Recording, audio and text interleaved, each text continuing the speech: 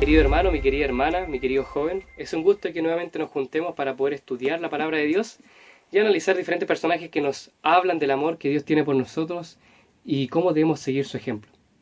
El día de hoy vamos a estudiar un personaje que a mí en lo personal me encanta, que es José. Génesis capítulo 41, versículo 38, después de que el faraón ve la interpretación que le da a José, ¿cierto? Y que conoce su historia, este joven realmente guiado y conducido por Dios, él le dice a sus siervos lo siguiente: dijo el faraón a sus siervos, ¿acaso hallaremos a otro hombre como este, en el cual esté el Espíritu de Dios? Qué sorprendente, porque el faraón pudo conocer a Dios a través de la vida de José. Y es claro, porque José es una demostración de cuánto Dios no nos deja. A pesar del lugar donde estemos, a pesar de la situación, Dios no nos deja desamparados. La historia de José parte, ¿cierto?, como un niño mimado, un niño, ¿cierto?, querido por su padre porque era el hijo de la mujer a quien su padre amaba. Y José, ¿cierto?, tenía un cariño, afecto especial de parte de su padre. Y esto se ve cuando su padre le regala una túnica de diferentes colores, una túnica que simbolizaba que él era alguien especial dentro de su hogar. Esta túnica de diferentes colores, una túnica especial de confección diferente a las otras, era una túnica que solamente se les regalaba o se les daba a los príncipes de los pueblos. Y Jacob, Israel, ¿cierto?, prefiere darle esta túnica, ¿cierto?, a su hijo, en vez de su primogénito, en vez de quizás, no sé, Leví, Rubén, en vez de sus otros hijos, prefiere dárselo a su hijo menor, a José, porque él lo amaba de manera especial. Esto desata en poco tiempo la envidia de sus hermanos. Y lo que rompe con esto es que José era un hombre de sueños. Era un joven, ¿cierto?, que tenía grandes vislumbres en el futuro. Quería ser alguien grande, ¿cierto? Tenía, ¿cierto?, cosas en sí mismo, ¿cierto?, que él se encontraba superior. Tenía un problema con el ego, ¿cierto?, que él quería ser siempre mejor que el resto. Y así se consideraba. Empieza a tener estos sueños donde él, supuestamente en el futuro, iba a estar sobre sus hermanos, y esto desata la ira sobre sus hermanos, los cuales le engañan, le hacen una trampa, le quitan su ropa, ¿cierto?, y lo meten a una cisterna fría, y después de eso, ¿cierto?, lo venden, ¿cierto?, a las personas que iban camino a Egipto, lo venden como un esclavo, y engañan a su padre llevándole, ¿cierto?, su vestidura teñida con sangre, diciéndole que su hijo amado había muerto. Quizás con esto los hermanos querían que su padre se encargase más de ellos, que les prestase más atención.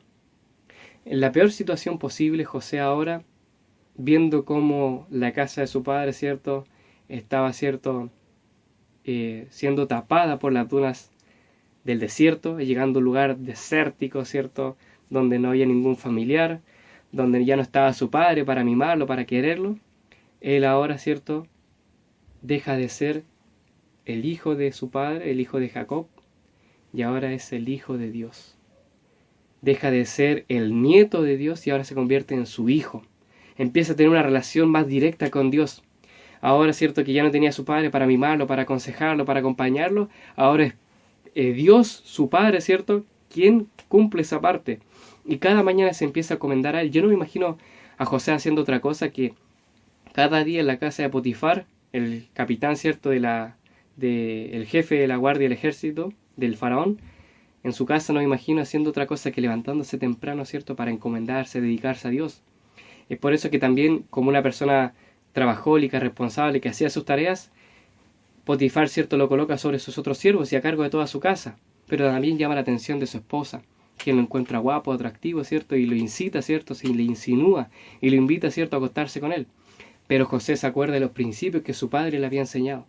Se acordaba, ¿cierto?, se acordó en ese instante de que él servía a Dios, por lo cual se niega, ¿cierto?, y escapa. Y esto aparentemente fue peor para él, porque fue encarcelado, enviado, ¿cierto?, a la cárcel por un delito que no había cometido, como un cochino degenerado, pero aún así, él prefiere ayudar a otros que enfrascarse, ¿cierto?, en su sufrimiento, en su soledad, en su dolor. Y es ahí donde se encuentra con el panadero y el copero. Les interpreta de forma gentil, ¿cierto?, amable sus sueños, les da esperanza, ¿cierto?, y el copero le dice, ¿cierto?, que se acuerde de él cuando esté restituido su puesto. Pero el copero se olvida.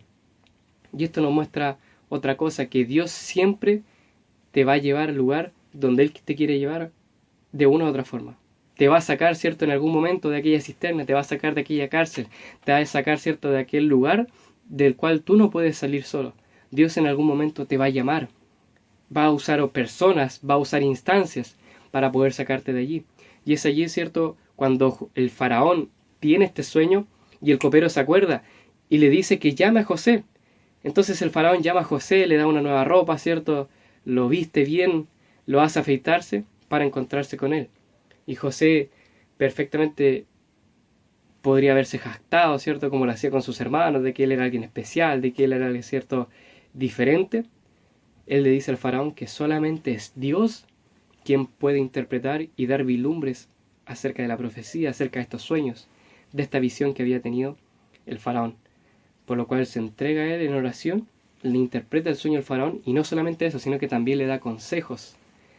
Y ante estos consejos tan maravillosos, espléndidos, el faraón toma su anillo, ¿cierto?, se lo pone en su mano y lo deja como el gobernante de Egipto.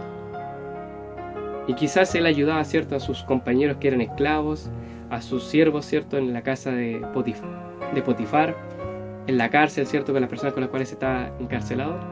Ahora, como él estaba acostumbrado a ayudar a la gente, a ser altruista, ahora está ayudando a todo Egipto y a muchas otras naciones, y también tiene la oportunidad de ayudar a su propia familia, a sus hermanos que lo habían entregado.